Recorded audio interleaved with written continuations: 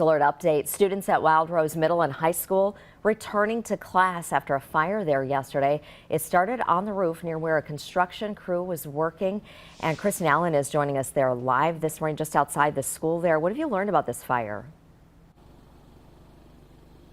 2 construction workers were injured in this fire that happened yesterday. One was treated locally and the other was airlifted to a hospital. There is no word on their conditions this morning, but we do know that no students or staff were hurt yesterday during the fire. Students and staff were safely evacuated from the building and the fire was put out quickly. Students were later allowed to go inside to get their belongings. One student shared photos and tells us the school is being remodeled. She says the fire happened at the new entrance of the school. The student describes the confusion over what was happening.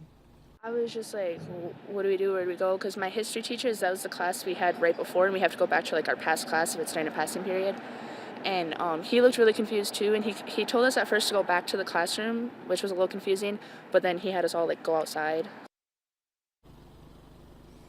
And fire crews did remain here overnight to make sure that the fire did not reignite. The construction company involved is cooperating with local authorities as they continue to investigate what caused the fire. Reporting live in Wild Rose, Kristen Allen, Action 2 News.